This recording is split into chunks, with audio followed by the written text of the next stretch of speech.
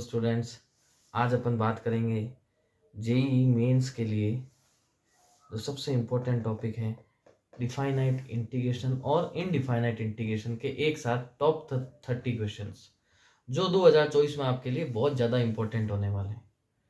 मेरा ये मानना है कि ये चैप्टर कम से कम 2 से 3 क्वेश्चन का वेटेज रखता है जेईई मेन के अंदर। आपको इसको बहुत अच्छे से करना है। अच्छा, मैं जैसे जैसे आपको क्वेश्चन दिखाता जाऊंगा, आपको पॉज करके पहले खुद से सॉल्व करके देखना है क्या आपसे सॉल्व हो पा रहा है। अगर आपसे सॉल्व हो रहा है तो बहुत अच्छी बात है, अगर आपसे सॉल्व नहीं हो रहा है तो आप इस वीडियो में हर एक क्वेश्चन का डिटेल सॉल्यूशन देखें। ये 30 क्वेश्चन आपके लिए मैंने बहुत ही सेलेक्ट करके और यहाँ पे मैं लेके आया हूँ। चलो अपन बात शुरू करते हैं अपने पहले क्वेश्चन से। देखें पहला क्वेश्चन क्या कह रहा है। पहला क्वेश्चन कह रहा है if f x plus f8 minus x equal to 0 and integration 0 से 8 1/1 प्लस 2 की पावर एफ एक्स। तो इसकी बात शुरू करते हैं अपन। यहाँ देखें तो i क्या दिया है, i दिया है 0 से 8 1/1 प्लस 2 की power F x D x. इसको हमने इक्वेशन नाम दे दिया a। अब हमने पिछली क्लास में भी एक बात की थी कि जब भी अगर लिमिट 0 से 8 इस तरीके की दी हो तो सबसे पहले दिमाग में अपने जो बात आती है वो आती है किंग्स प्रॉपर्टी। किंग्स प्रॉपर्टी क्या कहती है? किंग्स प्रॉपर्टी कहती है कि यहाँ जो x है उसकी जगह अपन क्या रख देंगे, a plus b minus x. मतलब x की जगह क्या पुट कर देंगे, 8 माइनस एक्स पुट कर देंगे।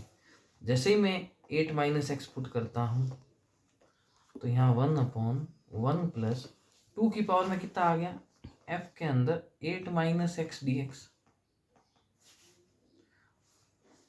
अब हमारे को एक इसको इक्वेशन नाम बी दे दिया मैंने। अब हमें एक क्या दिया हुआ है, रिलेशन दिया है किसमें, एफ एक्स में और f8 माइनस एक्स में। क्या दिया है कि इनका सम हमेशा 0 होता है। अगर इसका सम 0 है इसका मतलब f8 माइनस एक्स किसके बराबर होगा, माइनस का fx के बराबर होगा। तो अगर इस वैल्यू को मैं c को किस में पुट कर दूं, b में पुट कर दूं, तो इक्वेशन क्या बन जाएगी मेरी, 0 से 8 1/1 प्लस 2 की power minus F x D x. अगर इसको थोड़ा सा और सॉल्व किया जाए तो ये बन गया 0 से 8 2 की पावर माइनस एफ एक्स क्या हो गया। अगर मैं 2 की पावर माइनस एफ एक्स की बात करूं तो ये हो गया 1/2 की पावर एफ एक्स। तो 1/2 की पावर एफ एक्स हो गया। अगर इसको सॉल्व करेंगे तो एलसीएम लेने पे 2 की पावर एफ एक्स ऊपर आ जाएगी, यहाँ हो जाएगा 2 की power F x plus 1 D x. इसको इक्वेशन मैंने नाम डी दे दिया। अब किंग्स प्रॉपर्टी क्या कहती है कि हमें इनका सम करना होता है, तो मैंने ए और डी दोनों का सम कर दिया। जैसे ही मैंने सम किया तो i plus i equals to 0 से 8। अब ए और डी में अगर अपन देखें तो नीचे जो डिनोमिनेटर पार्ट है वो क्या है, सेम है। तो वो सेम है, इसका मतलब वो एज इट इज आ जाएगा 2 की पावर एफ एक्स प्लस 1 और ऊपर क्या बन जाएगा 1 प्लस 2 की पावर एफ एक्स। ये आपस में एक दूसरे को कैंसिल आउट कर देंगे। कैंसिल आउट कर देंगे तो यहाँ बन जाएगा 2i इक्वल्स टू 0 से 8 1 dx। तो 2i कितना आ गया, x 0 से 8 मतलब कितना आ गया 8। तो यहाँ से i कितना आ गया 4। इसका मतलब अगर मैं बात करूँ तो इसका लेमडा जो होगा, ये लेमडा कितना है इसका 4 है। अब उसने क्या कहा, the product of divisor of lambda, lambda के डिवीजर्स का प्रोडक्ट। तो लेमडा 4 है, 4 के डिवीजर्स क्या क्या होंगे। अगर मैं डिवीजर की बात करूं 4 के, डिवीजर ऑफ 4 क्या क्या होंगे, या तो 1 होगा या 2 होगा या ये वैल्यू खुद होगी। तो 1 2 और 4। तो प्रोडक्ट ऑफ डिवीजर मतलब 1 into 2 into 4 minus sum of divisor मतलब 1 प्लस 2 प्लस 4। तो कितना आ गया 8 माइनस 7। मेरा आंसर आएगा 1। ये मेरा आंसर होगा। आई होप आपको ये क्वेश्चन समझ में आया होगा। टाइम ना वेस्ट करते हुए अपन नए नेक्स्ट क्वेश्चन पे चलते हैं। नेक्स्ट क्वेश्चन को करने से पहले आपको इस क्वेश्चन को पॉज करना है और खुद से सॉल्व करने की कोशिश करनी है।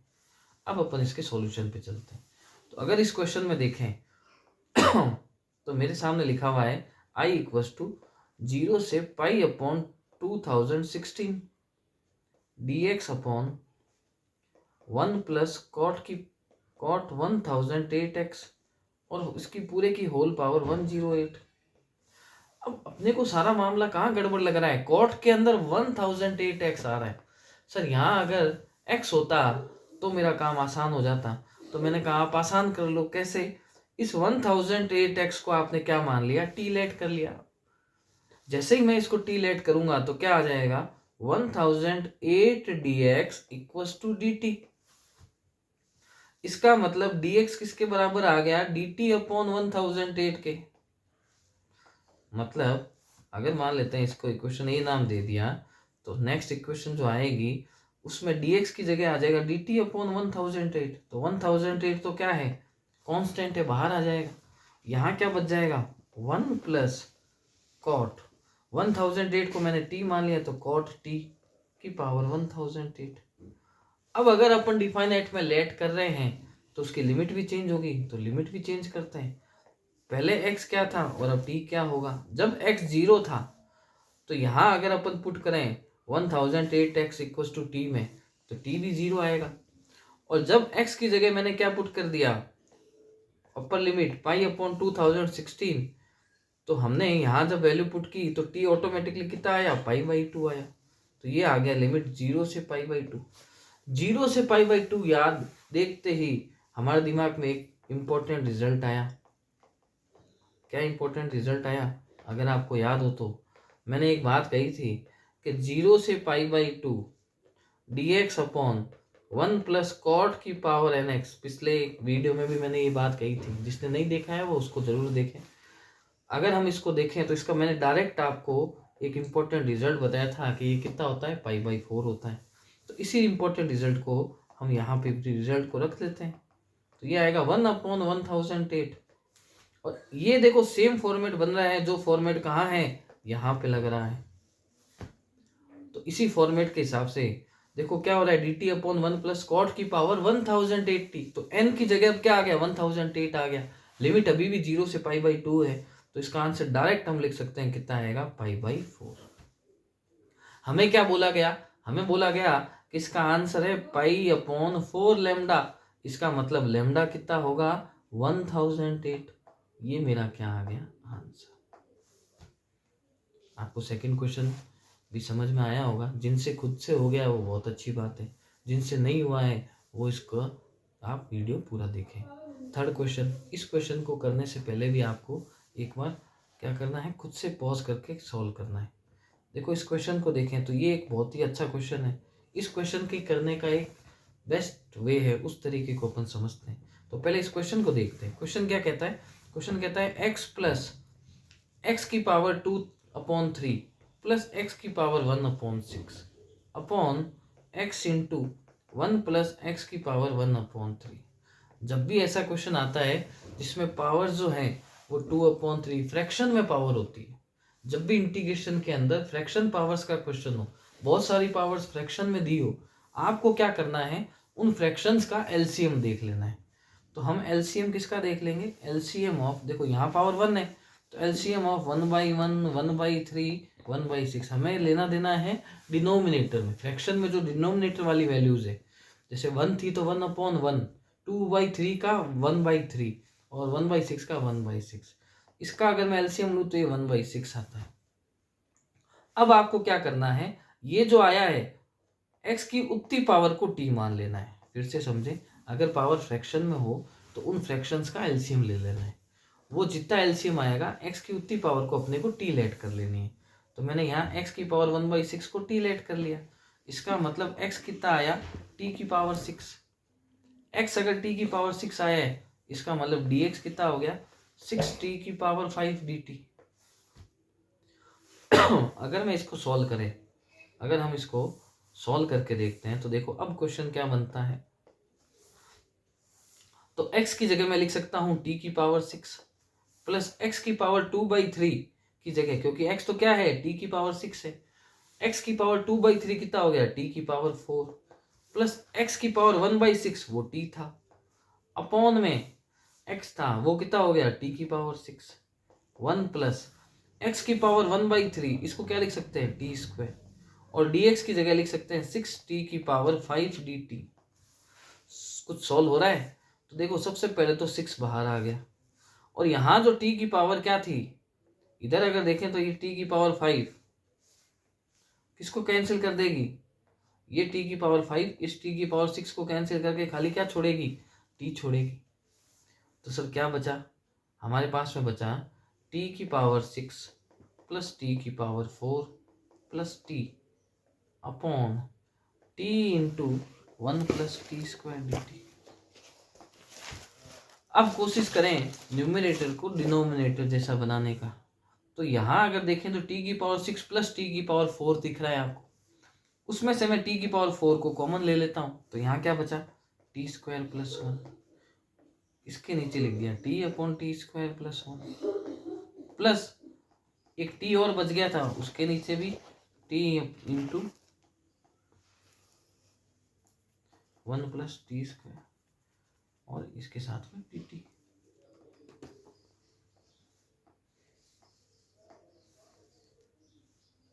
अब देखें ये कैंसिल हो गया, यहाँ पे अगर अपन देखें तो t से t कैंसिल हो गया, क्या बचा, बचा 6 T cube plus 1 upon 1 plus T square D T. अगर हम इसको सॉल्व करें तो इसका इंटीग्रेशन होगा t की पावर 4 अपॉन 4, और इसका इंटीग्रेशन होगा tan inverse t plus c। Solve करते हैं बेटा, तो ये आ गया 6 अपॉन 4, t की जगह t की वैल्यू रख देते हैं, x की पावर 1/6, तो ये आ गया 6 अपॉन 4 x की power 2/3 plus tan inverse x की पावर 1/6 प्लस c, तो ये आ गया 3/2।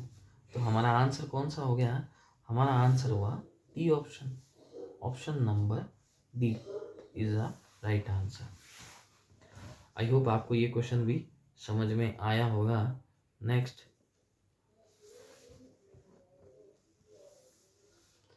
देखें। नेक्स्ट क्वेश्चन को अगर अपन देखें तो पहले आपको खुद से सॉल्व करना है। अच्छा, इन क्वेश्चंस की पहचान क्या है उसकी बात शुरुआत करते हैं। तो देखें इसके सॉल्यूशन में, यहाँ अगर अपन देखें तो x माइनस 1 की पावर 3/4 लिखा है, और x प्लस 2 की पावर 5/4 लिखा है। इस क्वेश्चन की पहचान कैसे, ऐसे क्वेश्चन देख के हमें स्ट्राइक करना है दिमाग से कि इसको ऐसे सॉल्व करेंगे। यहाँ क्या होगा, दो क्या होंगे, फैक्टर्स होंगे, और उनकी पावर जो होगी वो फ्रैक्शन में होगी। अच्छा, इस फ्रैक्शन में भी एक खेल है, इस फ्रैक्शन की पावर को अगर अपन ऐड करें तो यहाँ अगर ऐड करूं तो 3/4 प्लस 5/4 कितना देता है, 2 देता है। फ्रैक्शंस की पावर्स का ऐड करने पे हमेशा 2 आएगा। तो हमें दिख गया कि यहाँ पावर 2 बन रही है, तो हमने क्या किया, किसी एक पावर को जितनी पावर एक को 2 बना देना है। मतलब सर, मतलब आप क्या करें, जैसे यहाँ x प्लस 2 की पावर 5/4 था, अगर मुझे x प्लस 2 की पावर 2 बनाना है, इसका मतलब मुझे x प्लस 2 की पावर 3/4 का इधर मल्टीप्लाई करना पड़ेगा, और यहाँ उत्ते का ही क्या कर दिया मैंने, डिवाइड कर दिया। तो सर तो क्या बना, dx upon x minus 1 upon x plus 2 की पावर 3/4 इंटू एक्स प्लस 2 की पावर 2। सर इसका क्या फायदा होगा, अब ये क्वेश्चन ऑटोमेटिक सॉल्व होगा। अब जो फ्रैक्शन की पावर में बचा हुआ है, मतलब क्या बचा हुआ है, x minus 1 upon x plus 2, इसको आप t लेट कर लें। अगर मैं इसको t लेट करूं, इसका डिफरेंशिएशन करूं, तो u अपॉन v से नीचे वाले का स्क्वायर, ये ऐसा का ऐसा, ऊपर वाले का डिफरेंशिएशन 1 माइनस ऊपर वाला ऐसा का ऐसा, नीचे वाले का डिफरेंशिएशन 1 इंटू डी एक्स बराबर डी टी। क्या बचा, नीचे बचा x प्लस 2 का होल स्क्वायर, ऊपर देखें कितना बचा, ऊपर बचा 3 इंटू डी एक्स बराबर में डी टी। तो यहाँ से यहाँ अगर देखें तो ये dx और ये आपस में कहाँ चले जाएंगे, dt में चले जाएंगे। 1/3 कहाँ आ जाएगा, dt के अपॉन में आ जाएगा, और यहाँ अपॉन में आ जाएगा टी की पावर 3/4, तो 1/3 ये क्या बन गया, टी की पावर -3/4 dt, तो कितना आ गया 1/3